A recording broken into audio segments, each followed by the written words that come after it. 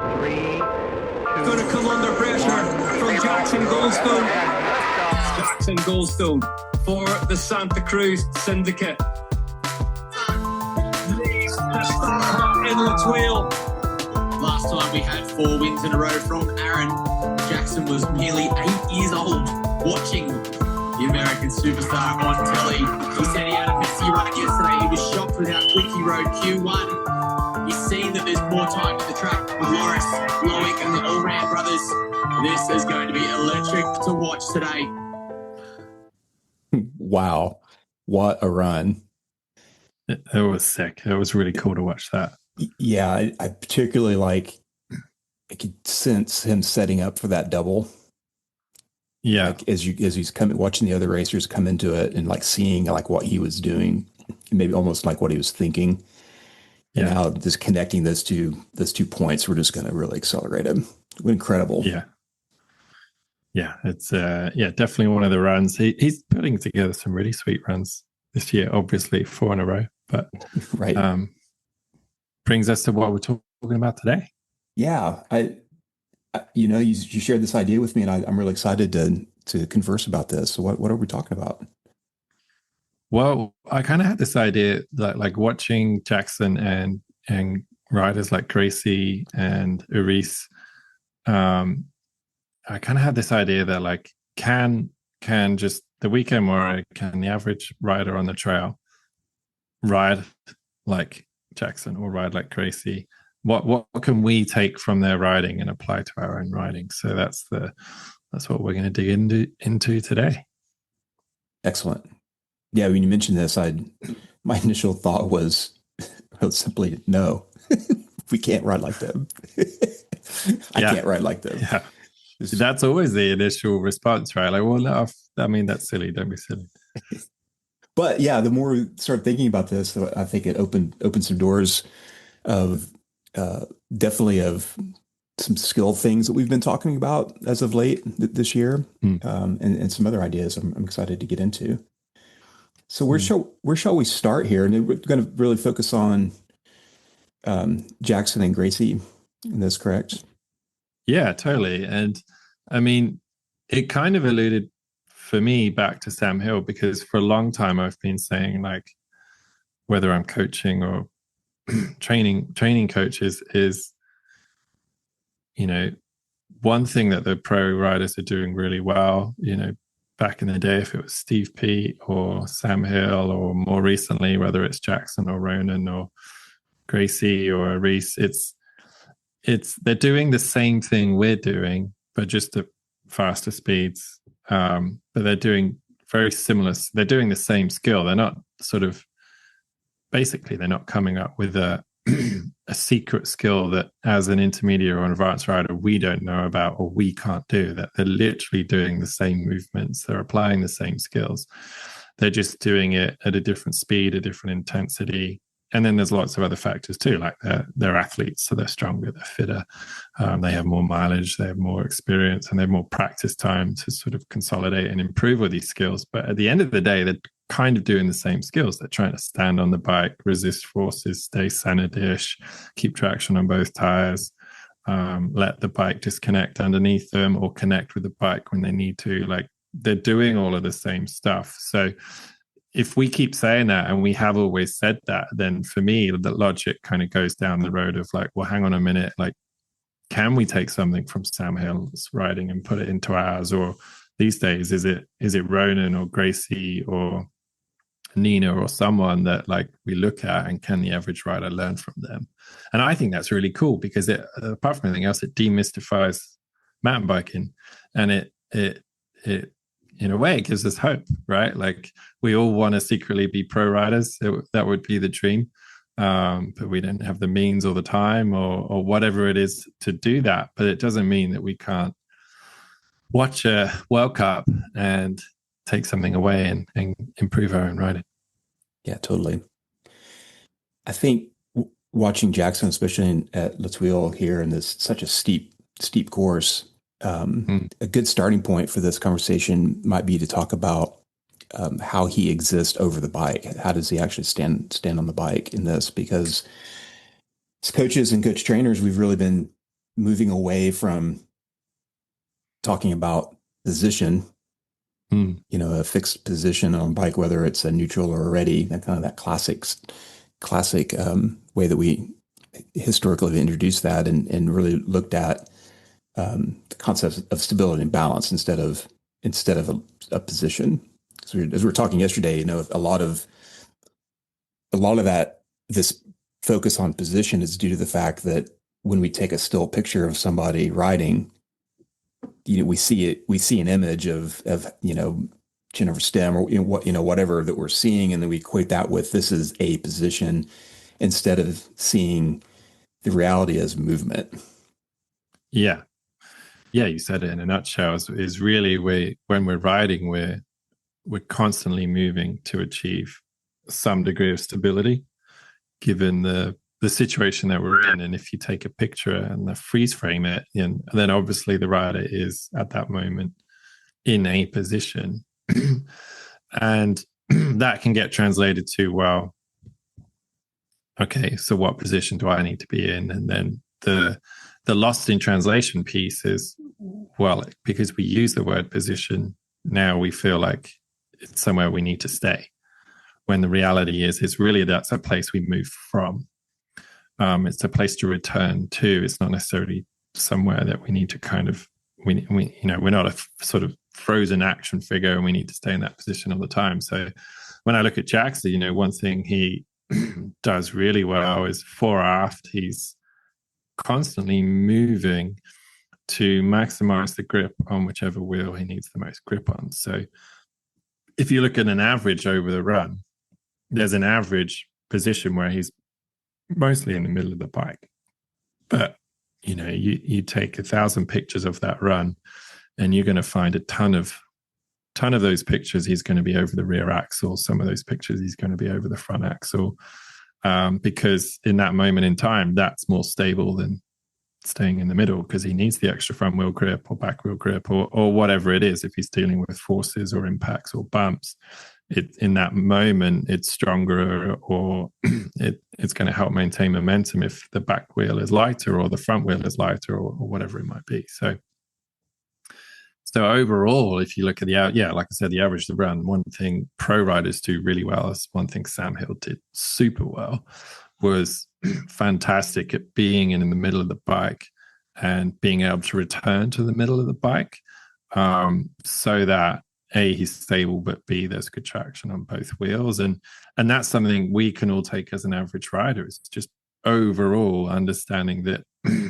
if we need to and if we can, we want to most of the time roughly be around the middle of the bike, because it is more stable if the center of mass is in the middle of the base of support. That's just kind of physics. But from a biking term, that means you've got good grip on both wheels. So especially through corners, especially in braking, you need good grip on both wheels, because that's how we control the bike. We have two wheels, not one wheel, right? So I think that's a good place to start, is just sort of understanding that position isn't a fixed thing. It's sort of a freeze frame in time, but overall, you are looking to be in the middle of the bike between the two wheels on average. And then the other side to it is that vertical position. So we were chatting yesterday about it a little bit. Like, what did you see with Jackson's positioning in that kind of vertical plane rather than the kind of front to back?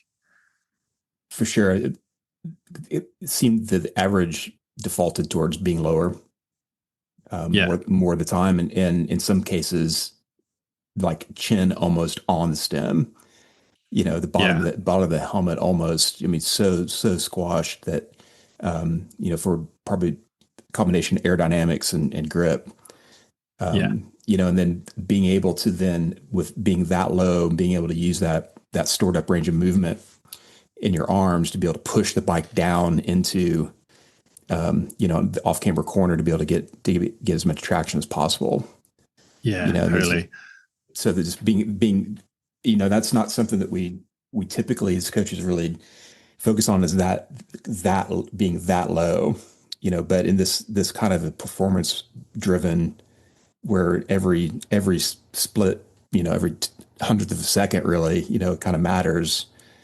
it is important.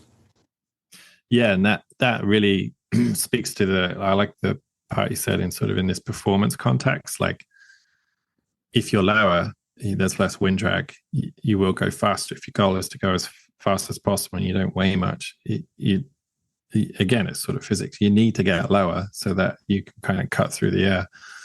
That's why F1 cars are, 1 centimeter off the ground, right? The lowness makes a big difference to that wind resistance. So that is a part of it. It kind of reminds me too of like Hayden Deegan right now. That like there's some really cool images where like he'll get super low and put his hips over the rear axle so that he can get a ton of grip to accelerate on the dirt bike because he needs all that weight. But there's these images where it's like his bum is basically as far back as he can get it without letting go of the handlebars. But then his chin is almost like the same height as the stem, and his arms are almost like locked out. Like he's so low and so back as he like. So the idea there is these athletes are just using more of their vertical range of movement. I feel like, if 0 is you're now sort of bottomed out on the bike, you can't get any lower, and 10 is legs and arms fully extended. You're as tall as you physically can be on the bike. Like they're using the 10 to 0, whereas your average rider is maybe like an 8 to a 4 kind of thing. And that, I think that's a cool thing. For me, what really struck out was that he was never in one position vertically for any real length of time. There was constant fluctuation between taller or lower on the bike. And so it kind of goes back to, it's not necessarily a vertical position, but it's the way he's moving in that vertical plane. And as soon as he didn't need to be lower, that was the one thing I took, was like he went back almost instantly to being taller, like stacking the legs, stacking the bones. And why does he do that? It helps him brace, helps him save energy, helps him turn the muscles off. Like even on a 4-minute race run, you got to find time to rest the muscles so you don't get too fatigued, because fatigue is a huge part of that stability equation, right? Like being in a certain position will help you be stable, but no point being low the whole time if your muscles just get tired. And then technically you're low and stable because your center of mass is lower, but you're not stable anymore because your muscles are weak and tired and you can't resist or push or deal with any of the forces that you're naturally going to get on a bike. So that's the one thing. When I look at Gracey, I look at Eris, I look at Jackson, look at all kind of these top athletes, there's constant movement, and it doesn't necessarily always mean they're moving a lot. It's not like they're going 10 to 1 to 9 to 2 to 10 to 1. Like sometimes it's just, vertically they might be around, say, 8 to 6 on a certain section, but they're constantly fluctuating between 8 and 6. So it's not so much the amount of movement. It's and sometimes it is, but it's a lot of the time, especially when I look at Gracey and I compare her to other female athletes in the top 10, she's just allowing herself to move a little bit all the time. It's the consistent movement and not just the amount of movement, right? And whereas you compare her to some of the other riders in that top 10, like in the runs where she's really successful and she's faster, is she's got that little bit of disconnect, and she's constantly letting her hips twist or move or let the bike coming up and down underneath her or forwards and backwards underneath her.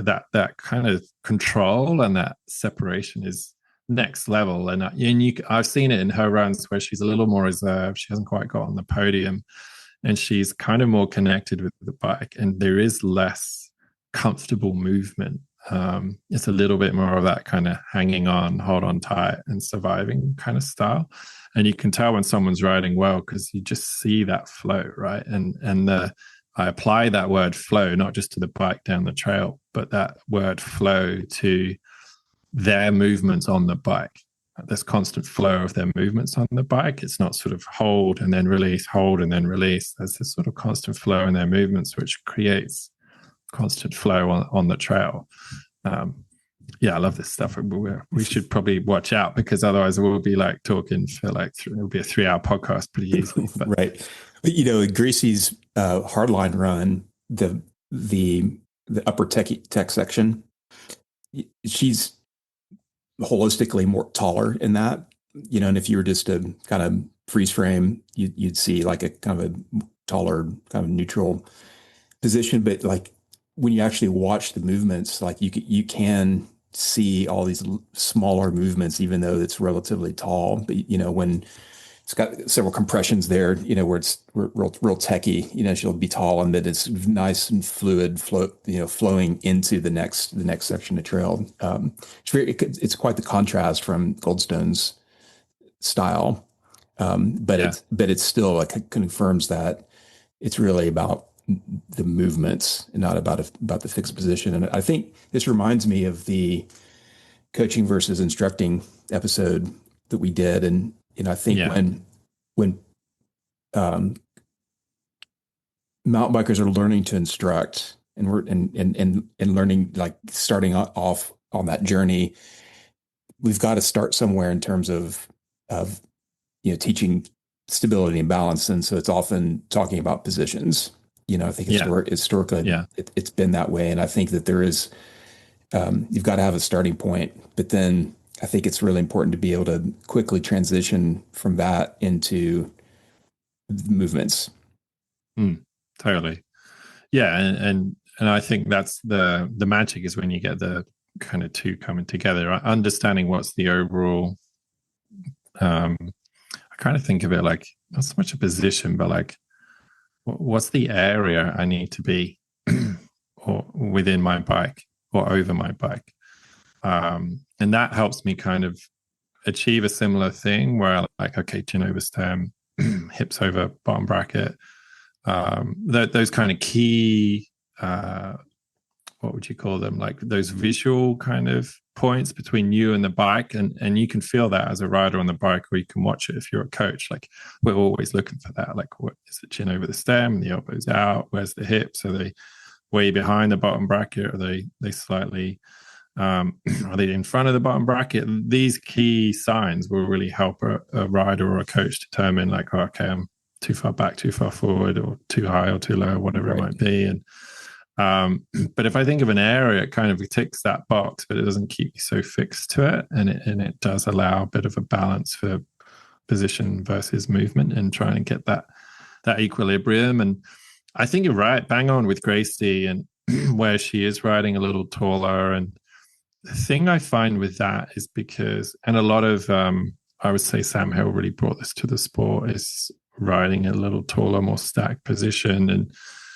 And one of the most common things, for the listeners that we work on with riders from that intermediate to advanced, even expert level, is trying to get them to ride taller more of the time, because they've gotten into this habit of riding low and then they get tired, so they get stuck, and then just in this low ready position all the time. And now they've lost mobility. They've gone so far down the position road, they've lost any kind of movement and ability to adjust. So we're forever teaching actually people to ride taller. Apart from anything else, it's just really useful on jump trails, high-speed berms. But the big key to it is if you rely on your bones a little bit more, you can relax the muscles, right? And if you take that as not so much of mountain biking is nuances, right? It's not on or off. It's not do this or don't do it. But if you can do it a little bit more, if you can stand in a slightly taller position, you'll have a slightly more less strain in the muscles, which will allow you to move a little bit more, and maybe even just 3% more, less muscle fatigue, 3% a little bit more consistent movement and ability to adjust. That makes a huge impact to someone's riding. And that's what I see in Gracey's riding, is she's not just riding in this default get low and attack. She's letting the bike carry speed. Because if you compare her run in Leogang, I think it is, to Tane's run, especially in the woods, she has a pretty consistent average speed, a slightly higher average speed. And there's times where Tane is achieving the same speed as her, but she's slowing down a little bit and then letting the brakes off. And at the fastest point in the woods, their speeds are actually very similar. It's just Gracey is more consistently at that speed rather than Tani. And one thing that allows her to do that, I believe it is the sort of slightly taller position, which allows her to relax, which allows her to flow and let the bike go. And almost the other thing is psychologically, mentally, I think it's like when you ride like that and you're not just in this sort of low attack, ready defensive position, whatever label you want to put on it, you feel good and you see things earlier, especially on steep terrain. And it's almost like you're more commanding on top and ready to just let it go. And whether that's right or not, that's the impression I get from Gracey's riding in the woods on that run. So I think, going back to just this sort of slightly taller neutral position and how that impacts your muscle fatigue and your ability to move, that's huge. And that's something I think any rider can get is, can I ride a little taller more of the time, and what benefits can I get from that? Thanks for listening, everyone. Kristian and I are stoked to be doing this podcast. If you're enjoying the show and want to support us, please take a moment to share our podcast with your friends, families, colleagues, or neighbors by letting them know where they can find us and listen for free on Apple Podcasts, Spotify, Amazon Music, or wherever they get their podcasts. The more love we get, the more episodes we can create. Alrighty, get back to the show.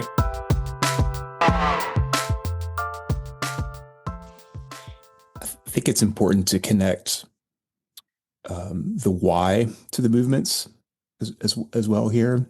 And so we've been discussing this idea that, the pros are really moving a lot, either large scale 0 to 10, or 6 to 5 or whatever.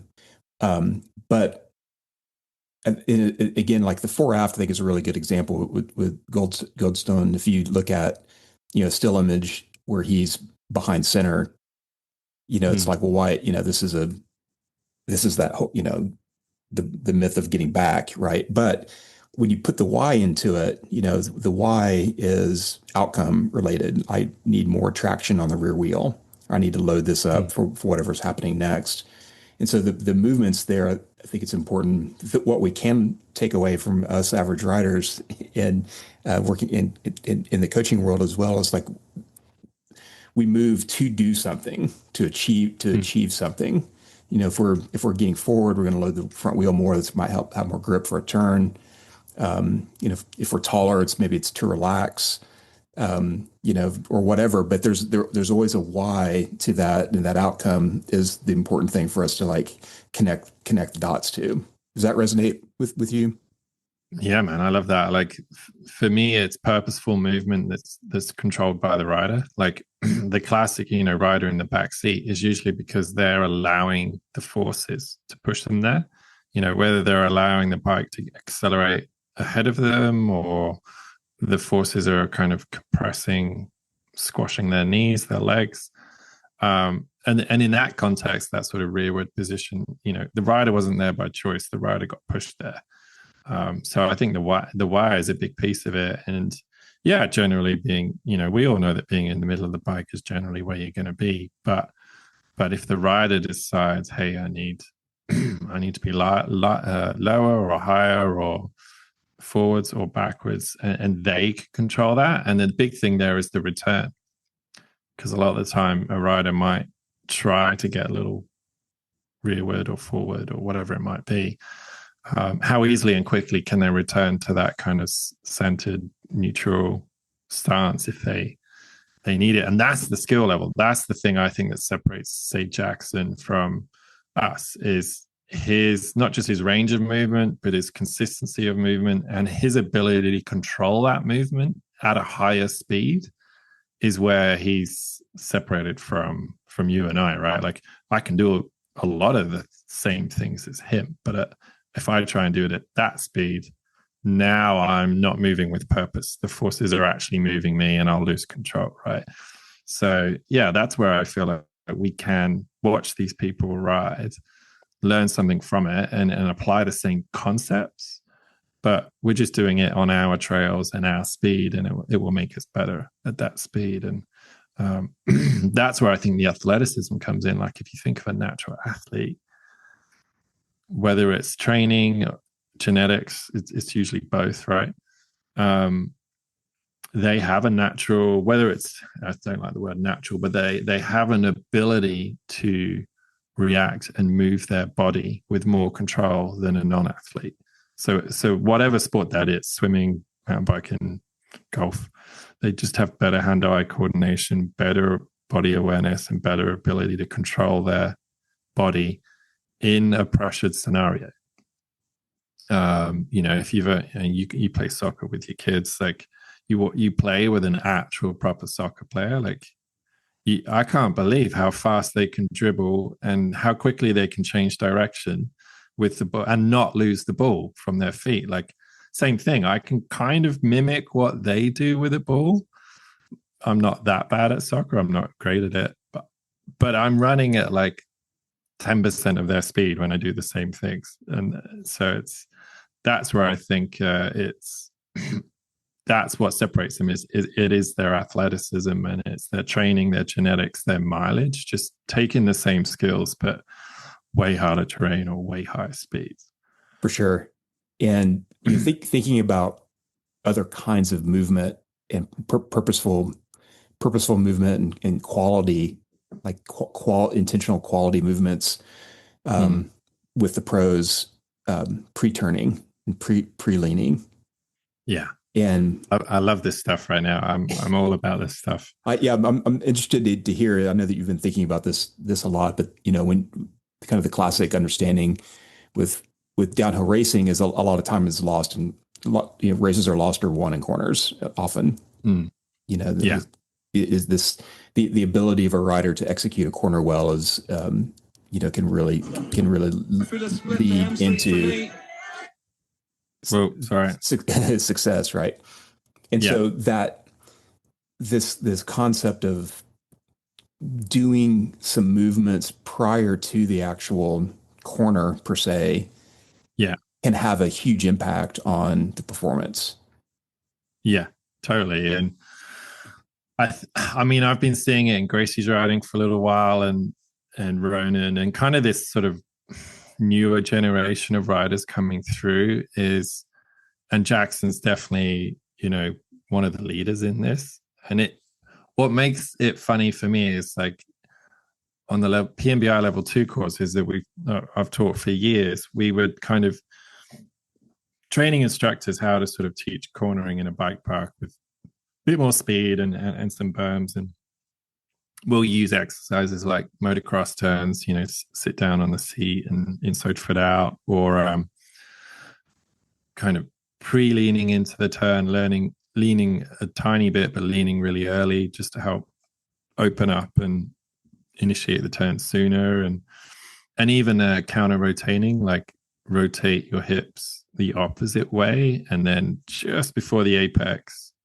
rotate your hips the right way. And really, these are always just kind of drills to teach movement, right? To teach control over your rotational movements, or teach control over your leaning or kind of bike leaning movements, and bring awareness to it so that the rider has more awareness, they can have more control. And it kind of goes back to that same thing. We're teaching purposeful movements to improve control. And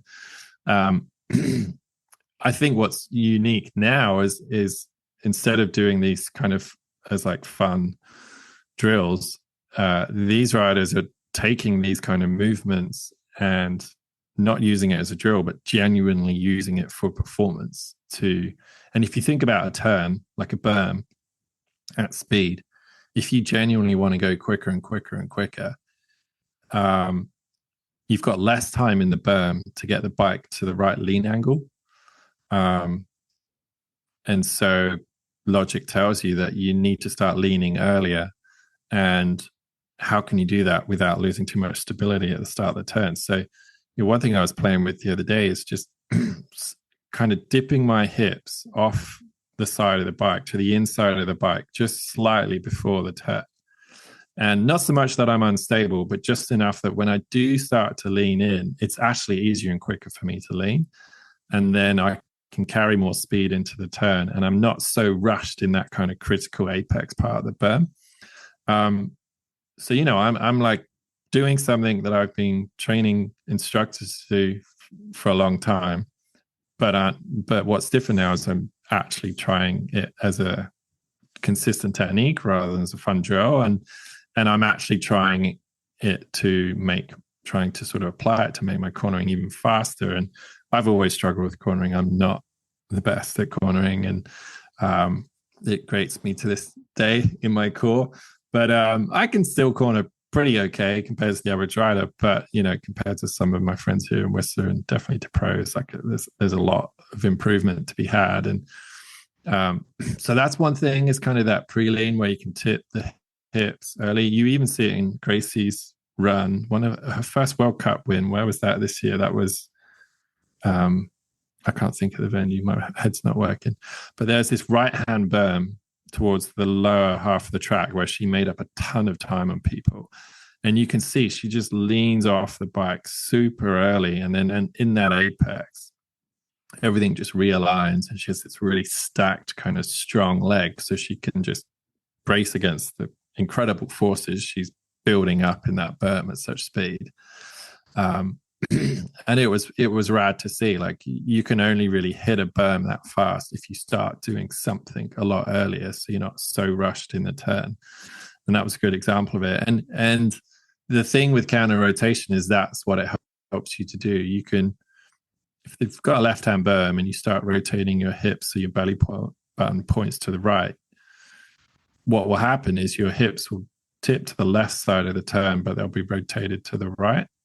And then as you get into the apex, or just for the apex, you sort of twist back the normal way.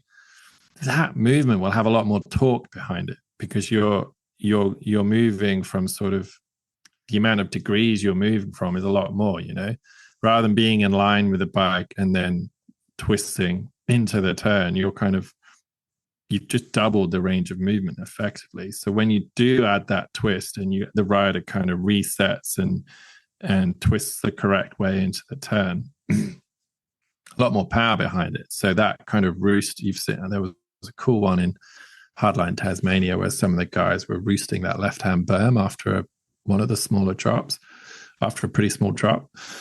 And I mean, that's some of the best roosts I think I've ever seen. And you can really see it there where they're just dipping inside, and Jackson especially kind of holds that counter rotation and then whips it back around for the apex. And so it's exciting. There's all of this kind of stuff that, like, sure, we're not going to go ride hardline and start keeping up with Gracey and the boys. But it's pretty cool that I literally played with this on Crank It Up the other day, a blue jump trail, right? So that's where I think we can all play with this stuff and have a lot of fun doing it, apart from anything else. Like, for me, biking isn't right or wrong. It's just pros and cons, and the creativity of it is what makes us, for me at least, is why we're doing it after 20, 30 years. We're still riding because there's so many different ways to do it. Right. Totally. There's another layer to this, the movements we've been talking about here, that this occurred to me, and that's the role of timing coordination, and how huge the pro riders on the podium have a different sense of timing coordination than the rest of us, right? And we're speaking to that right now, of like understanding how to set up that kind of rotation, when to do it, how much to do it, to what degree, and then how to release that intensity at the right time, at an incredible speed too, right? And it occurred to me, because I was asking the question, well, how do you get better at timing coordination? And when we train, PBI courses or syndicate courses, when we train coaches in maneuvers, we're kind of through a side door teaching timing coordination of movements, by teaching maneuvers. And it made me realize that both Gracey and Jackson grew up jumping and riding bike parks.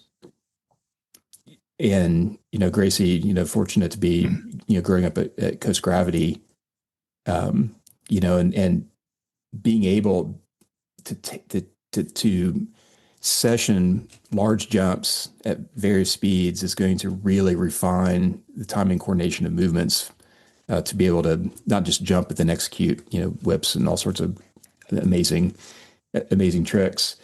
And then to be able to have that on one side and then take that to the competitive, World Cup level downhill racing, that timing coordination is going to be present in the corners and knowing when to pump into small compressions.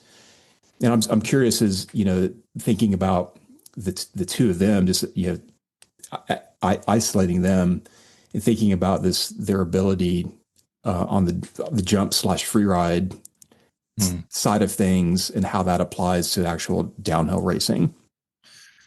Yeah, I'm so glad you brought this up, because I was literally thinking about this yesterday and why Reese and Gracey are really the next generation coming through. Same with Jackson and and growing up here, like me growing up here, not them growing up here and me seeing them grow up here. Like I've watched Jackson ride in a bike park since he was like 5 or whatever, that little video I did on Pink Bike. I've seen him around a lot, and it's similar for Gracey at Coast Gravity. We were just at a race a few weeks ago and she was there riding, and the cool thing is, and I can't understate this enough, jumping is such a massive component of why they are so good at what they do, because it's constantly teaching them the stability and balance component, but matching that with the pressure kind of force control side. Like you watch them ride, they have all these kind of micro pumping movements and micro unweighting movements where a more, you could argue like a weekend warrior or a less fast racer, they'll tend to save the pumping and unweighting for like obvious things. And you watch Jackson ride and he's doing this sort of pumping and unweighting. He's almost like a little rabbit bouncing down the hill. And he's taking that one basic skill and applying it way more often with a way more finesse and a larger range of variability from like tiny to a lot. And similar for Gracey, when you compare her with some of the other ladies, like she's just got this consistent sort of pump, generate speed, unweight, float, pump, push for grip, unweight, push down, like consistently doing it down the track. And if you're doing that 2% more than the other rider, then at this level, 2% makes a big difference. And that's something I see in her riding and Reese's riding for sure, compared to someone like Nina, who's a little bit more static on the bike. Although Nina just smashed it last week. So good for her, because that was a sick race run from her as well. But I think, you can't understand, I can't understate jumping enough. It's such a massive component of what makes these athletes good. And and if you look at Jackson and Gracey, I mean, they literally grew up in a bike park. Finn grew up in a bike park. He was whip-off world champion at 14 at Crankworks. I think jumping is massive, and that's definitely something every rider can take. And we often say that with marketing jump programs, like learn to jump. I don't want to learn to jump. Well, even if you never jump again, you should learn to jump, because it will make you better at the tech. Like I feel like tech programs, we should trick everyone and sell like a Steeps and Techs course and actually just spend 2 days learning to jump, because that will probably improve them more than just keep going to ride more steep techie trails. Like jumping is massive.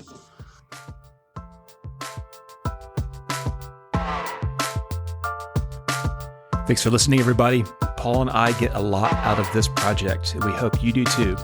If you'd like to help us grow this show, check out our Patreon. By becoming a supporter, you can help us cover the cost of the show, as well as help us make this an exceptional show with great topics and insightful guests. You can find a link on our website, the mountainbikecoachingpodcast.buzzsprout.com. Thanks, and let's get back to the show. And again, I do believe that the primary skills there, the 3 primary skills of jumping, of those, the stability and balance, the pressure and the timing, like being able to, like you can't train yourself in timing coordination the way that you can on jumps, like just in terms of tech riding, and it beat it. Yeah, and the cool thing with jumps is that you are constantly under a force, or you're applying a force, or you have this big shift from being heavy and resisting and pushing this kind of heavy load, and then immediately transition to like this weightlessness. And that is so vital, because you need to learn how to manage, create, release those forces whilst managing your stability, your position on the bike, and doing it at the right time. Like, anyone can sort of pump and absorb a lip, but if every coach knows if a rider messes up the timing and they pump too early or late, or they don't absorb, or whatever it is, that the timing was the bit that screwed them up. So yeah, I've always thought of those three skills as the advanced expert riding skills: stability and balance, pressure, and timing. And they're the three skills I think these riders are showing, and maybe a little bit more refinement than their competitors right now, for sure. What's fascinating with Gracey is that when she did hardline, she had not hit jumps that big before. Yeah, that says it all, right? Yeah, right. So to be able to go from coast gravity, big jumps, but then these are exponentially, larger and faster, and she went and did it. It's like, it's crazy. And seemingly did it pretty easily. Like, I mean, you never know, because it's a camera, but from my friends that were there, and our buddy Reese that works for Global Syndicate, he was helping manage the event there at Hardline Tasmania. And, it's not like she spent hours and hours umming and ahhing about it. I think it was like 2 or 3 run-ins, and then she was like, yep, good, and did it sort of spot on first go. So, and that speaks volumes too, is like Coast Gravity Park. Like, the jumps at Coast Gravity are not small by any stretch of the imagination. So if she's saying like that's bigger than she's ever jumped before, then holy cow. I mean, it looks big on TV, it's going to be big. It's huge.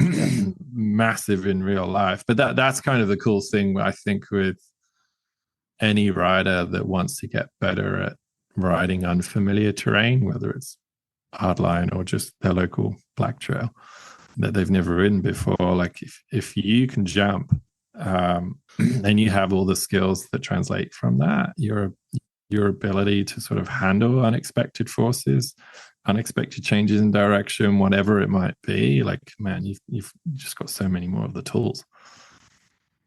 Totally. And I want to take us in a bit of a different direction here, but as thinking about her growing up at Coast Gravity with her dad, one of the founders and the builders there, and then Goldstone's parents, very active in his career path, since he was 5, as a public person here. The thing that I think we can take away from these facts, what we can learn here, is that the importance of a support system is huge. Yeah.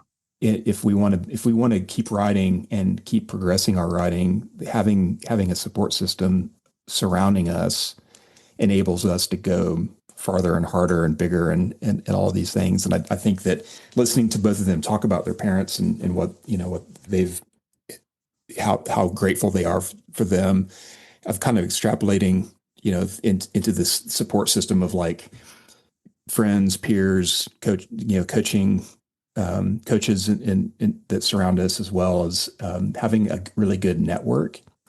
It's something that we can learn from and develop and grow, and then that's going to foster our own riding. What do you think about that? Oh man, it's huge. And grow and seeing the kids grow up in the community here, and the kids that kids like Jackson or Finn, and even Semenak. I remember Semenak riding the dirt jumps when he was a teenager. Like, sometimes I think it's easy for us as kind of average Joes to look at these pro riders and be like, oh, I could never do that. But you probably could. I think a lot of people could reach a much higher level of riding than they even know. And it's just because of, a lot of the time, it's sort of opportunities, it's lifestyle, it's means, there's so many things to it. And a lot of these athletes It's not like someone's breeding athletes in a test tube somewhere. And we weren't part of the program, so we can't be an athlete. These are just regular people. And you hear a lot of athletes annoyingly say, like, wow, anyone can do this. You just got to put your mind to it.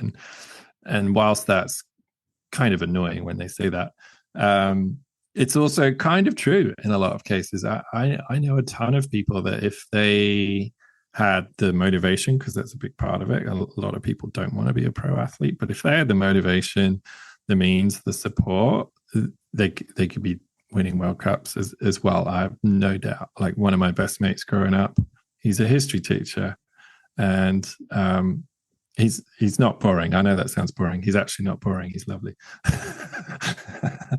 But he was a phenomenal mountain biker, just a natural on a bike. And he still is today. He's still an amazing rider. Like, he would come to Worcester, probably ride for a couple of days and start riding on my tail. And I'll be like, you can't do that. That's not fair. Right. It's just not fair. And there are those people, I think we all know, that, like, yeah, if they had the means, the support, the family, whatever it is, the opportunities, that they'd be an athlete. And I really like that, because I feel like we can get down on ourselves or hard or whatever. It's like, we don't need to ride that fast. We don't need to ride like Gracey or Jackson. And we shouldn't want to, because we haven't had the same training, the same mileage. So being kind to ourselves and being content with the level of rider that we each have got to, I think that's really important, especially for coaches. Like, you've been coaching for, we've been coaching for 20 years plus. Like, it gets to a point where, for sure, every year I want to be better. And every year I'm a bit annoyed that I'm not as fast as I want to be. But when I think about, well, I've raised 2 kids, and, we have 2 businesses and all of this stuff, and you think, I've done all of that stuff and I can still ride at this level. Like, wow, that's pretty cool, right? And it's the same for you. I mean, you're an incredible rider, and you've reached that riding level, and you've raised 2 kids, and you have a roof over your head, and you have this really successful career, and you're still top 1% of the riders on the planet, probably. Well, we could pat ourselves on the backs for yeah. But you're right. You're totally right. And I think that this translates into to the next point here that I really gleaned listening to Jackson talk about his own career, but the positivity and genuine passion for simply riding a bike. And I've heard him talk about the end of the day is just riding, and it's easy for a World Cup athlete to say that, they've gone through all the training and then strength and conditioning and all these other things, but he truly believes that, and it's so intrinsic in who he is, and he doesn't let results really faze him. Yeah. He has this positivity of, like, I get to ride my bike, and it's going to be it's going to be amazing. And I'm going to work, there are times when, I want to work hard to get on podium or, do this or that. But that's something I think we can glean from him and other pros, is that the intrinsic love for riding is what probably matters the most.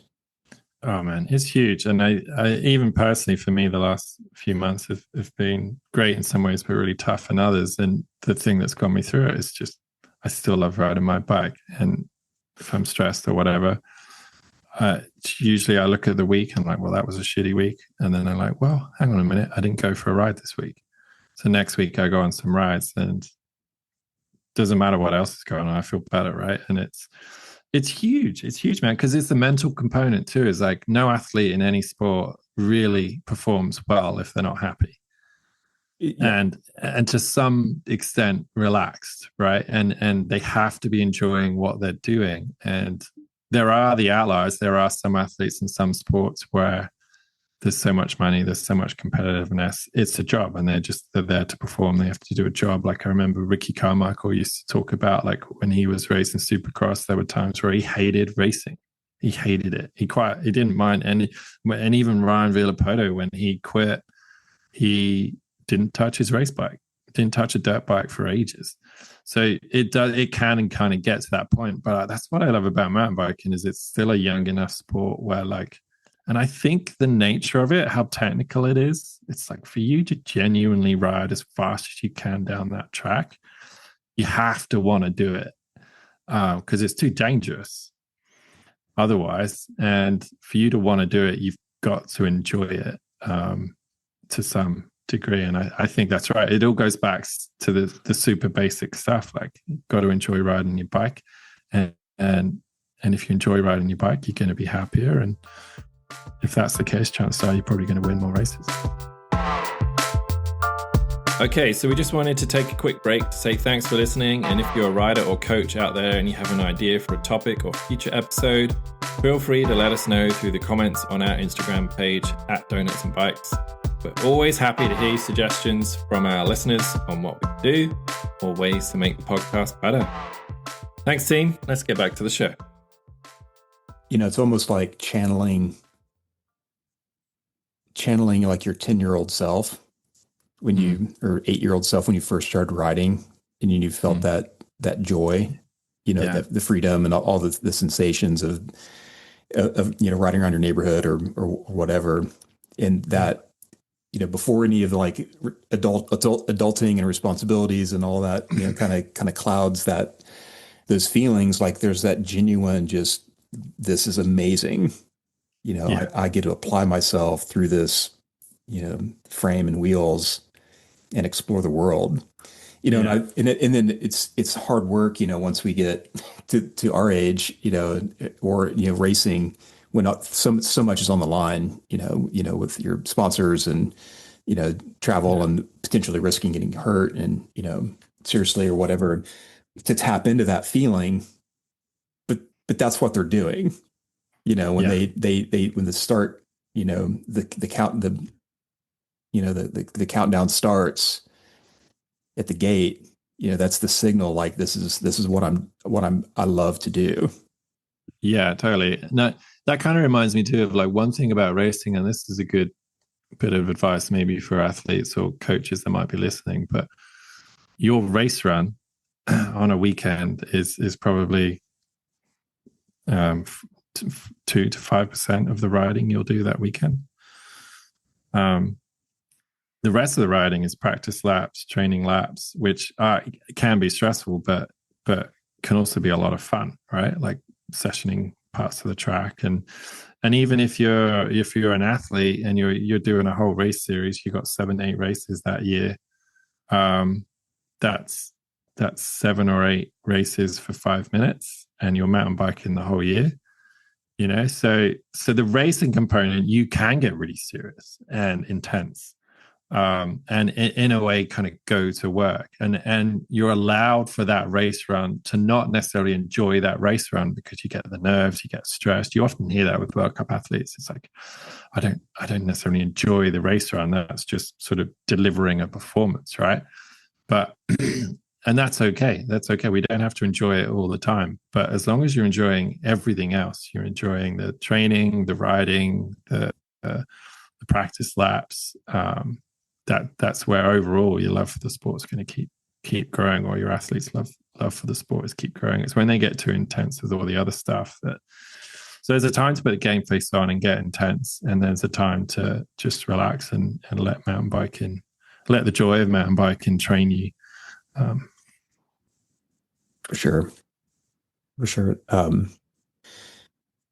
role for both of them, Jackson and Gracey, both having mentors, and teammates that are, older than they are, they've been around, I think is another, important piece there. It kind of scaffolds in with that idea of support, but it's a bit different in my mind of, having somebody that does your sport, that's done it longer than you, to be able to help, with decision making and bounce ideas off of, and just be a role model, and learning how to do it, learning how to be, I think that's one of the secrets that they have, is like they've got Minar and whoever, that's able to show them the way. Like I've been doing this for 20 years. Here's some things I've learned. That I think that's a really nice way to kind of start wrapping this up, because I feel like you can look at Gracey and Jackson or whoever it is that's performing well. Tani's one of my favorite riders. She's awesome on a bike. Partly because she's showing a lot of similar things to Gracey. But there's skill and then there's experience. And you can't fake experience. You can accelerate the acquisition of skill through training, but you can't accelerate the acquisition of experience other than just going out there and doing a ton more races, which obviously there's a limit to, right? So what can help bridge that experience gap is absorbing experience from someone with more experience from you and listening to them, and like you said, having them help you make decisions. And it's almost like absorbing maturity, because maturity comes from experience and then reflection on that experience. Because you get a lot of old, immature people because they just have never reflected on why their life has sucked. They just blame everyone else. But usually, like, experience with reflection creates maturity, and that's what you want from those mentors. And excuse me, I'm still coming back from a bit of a chest thing. And yeah, so people that are mentoring these athletes, or if you're a coach and you're mentoring someone else, like valuing, supporting them with decision-making information, that's just as important as developing their skill set on the bike or their strength and conditioning, because it's everything, right? It's that holistic approach of what's going to help someone perform. And sometimes it's got nothing to do with the skills. It's just got to do with their maturity or their decision-making, and no matter how good they can ride a bike. Yeah, well said. Well said. I think it's a good place to wrap this up. Yeah, man, that was cool. I feel like we could almost do this every week after a World Cup, but then we'll not have time to do anything else. But right. Yeah, great. I love geeking out on this stuff. So thanks, man. Yeah, cheers. Donuts. Good job you remembered. I haven't had any. I've been on the eating healthy for a bit. Yeah, me too. Like this could just be a bikes episode and no donuts. But like, I haven't eaten bread for the last week because I don't know. I've just trying to get back on a few things here, and I thought that might be a good way to just cut out the crap and eat more vegetables. So maybe we'll save it out. We'll do 2 donuts on the next one. That sounds good. Like, we got to commit to the cause. I can commit. Yeah, sacrifice something and eat more donuts. Yeah, that's a good excuse. I'm going to go eat a donut today. Okay. Awesome. Thank you. Screw this no bread thing. I'm eating a donut. Yeah. Well, you can get gluten-free donuts too. Yeah. Well, that's a good one, actually. When I was in Byron Bay last year, a couple of years ago, there was a market and there was this gluten-free. There you go. We do have a donut. There was this gluten-free donut stand. And what was cool about it is, A, they didn't taste like dog turd, so that's always good. But they were somewhat light and fluffy, which usually gluten-free donuts aren't always light and fluffy. But then they had all these different sort of sugars, like boxes of sugar and kind of flavorings. So it would be like a pina colada sugar or like a raspberry sugar or whatever. And you could so you'd get like a box of 8, and then you'd sort of they would dip the hot gluten-free donut into whatever sugar you wanted. They were amazing.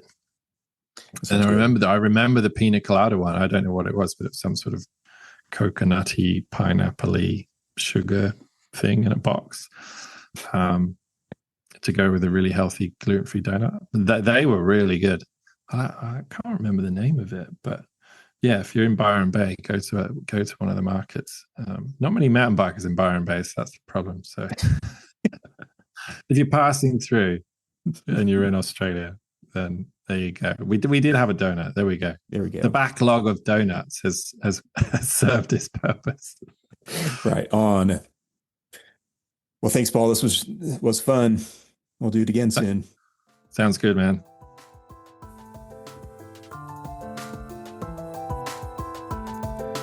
All right, that brings us to the end of another episode of Donuts and Bikes. We hope this conversation elevated your understanding of what we can learn from World Cup racers.